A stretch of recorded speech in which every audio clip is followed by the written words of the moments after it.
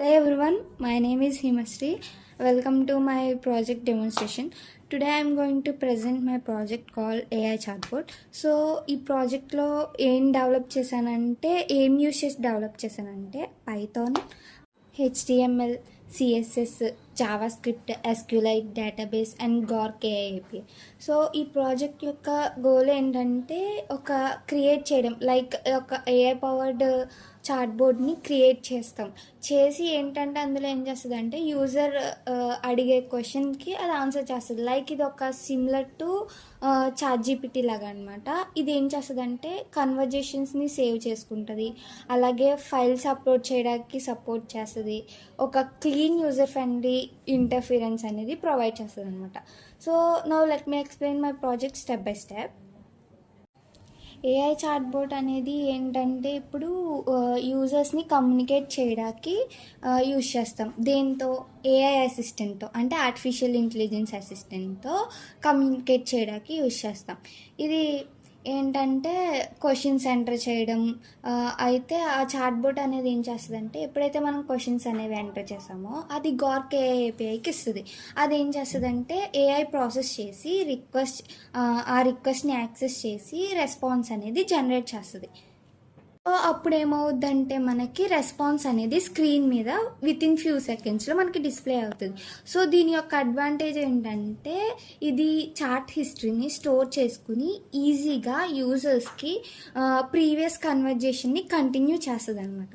Now let me explain the technologies used in this project. So front end వచ్చేటప్పటికి నేను use చేసినవి HTML, CSS and JavaScript. HTML అనేది ఏంటంటే ఒక web పేజ్కి structure అనేది క్రియేట్ చేయడానికి HTML యూజ్ చేస్తాం. CSS అనేది ఒక డిజైన్, కలర్స్ అలాంటివి ఆ లుక్ని ఇంకా మోడర్న్గా తీసుకురావడానికి CSS యూజ్ చేస్తాం. జావాస్క్రిప్ట్ ఏంటంటే లైక్ మనం ఎప్పుడైతే మెసేజ్ టైప్ చేసి సెండింగ్ అనేది ఇస్తున్నామో ఆ సెండింగ్ అనేవాడు హ్యాండిల్ చేస్తాడు, ఇంటరాక్టివ్గా ఉంటావు అవి. సో యూజర్ అనేవాడు హ్యాండిల్ చేస్తాడు. ఇప్పుడు బ్యాక్ ఎండ్లో నేనేం యూజ్ చేశానంటే పైథాన్లో ఫ్లాస్క్ అనే ఫ్రేమ్వర్క్ని యూజ్ చేశాను. ఫ్లాస్క్ అనేది ఏం చేస్తుందంటే యూజర్ ఇచ్చే రిక్వెస్ట్ని ప్రాసెస్ చేసి AI APIతో కమ్యూనికేట్ చేసి యూజర్కి బ్యాక్ టు రెస్పాన్స్ అనేది ఇస్తుంది. సో డేటాబేస్ వచ్చేటప్పటికి ఏంటంటే SQLite అనేది ఏం చేస్తుందంటే చాట్ హిస్టరీని స్టోర్ చేస్తుంది and can access the previous కన్వర్జేషన్ని యాక్సెస్ చేసుకుంటుంది. సో ఫైనల్గా ఏంటంటే గార్క్ AI API అనేది జనరేట్ చేస్తుంది, ఇంటెలిజెంట్ రెస్పాన్స్ అనేవి జనరేట్ చేస్తుంది యూజర్కి. Now let's look at the project structure. So first file వచ్చేటప్పటికి ఏంటంటే app.py. ఇందులో ఏంటంటే ఫ్లాస్క్ సర్వర్ అనేది ప్రాజెక్ట్ కాంపోనెంట్స్కి కనెక్ట్ చేస్తుంది. అండ్ నెక్స్ట్ వచ్చేటప్పటికి టెంప్లెట్స్ ఫోల్డర్. ఇందులో మనకి HTML ఉంటుంది. సో HTML అంటే ఇందాక ఆల్రెడీ చెప్పాను నేను. సో దెన్ స్టాటిక్ ఫోల్డర్లో CSS అండ్ జావాస్క్రిప్ట్ అనే ఉంటుంది. నెక్స్ట్ డేటాబేస్ ఫోల్డర్ ఎందుకంటే మనం ఏదైతే డేటా అనేది ఉంటుందో అది స్టోర్ చేసుకుని యూజ్ చేసుకుని మళ్ళీ రిట్రీవ్ చేసుకోవడానికి చాట్ హిస్టరీని. అండ్ నెక్స్ట్ వచ్చేటప్పటికి సర్వీసెస్ ఫోల్డర్. ఇందులో ఏముంటుందంటే AI సర్వీస్ ఫైల్ అనేది ఉంటుంది. So the file communicates with the Groq API and generates AI responses. ఫైనల్గా ఏంటంటే ఇప్పుడు అప్లోడ్స్ అంటే ఏంటంటే ఇందులో మనం ChatGPTలో మనం ఏదైతే ఫైల్స్ అనేవి అప్లోడ్ చేసామో అదే అప్లోడ్ ఫోల్డర్ అనమాట. సో ఇప్పుడు now let's open the application. So ఇది ఏంటంటే ఇది మన AI చాట్బోర్డ్ యొక్క హోమ్ పేజ్. ఇందులో లెఫ్ట్ సైడ్ వచ్చేటప్పటికి సైడ్ బార్లో మనకి ఏంటంటే న్యూ చాట్ అనేది ఉంటుంది, అలాగే చాట్ హిస్టరీ ఉంటుంది. చాట్ హిస్టరీని ఎందుకంటే చాట్ హిస్టరీలో మనకి చాలా కన్వర్జేషన్స్ అనేవి ఉంటాయి.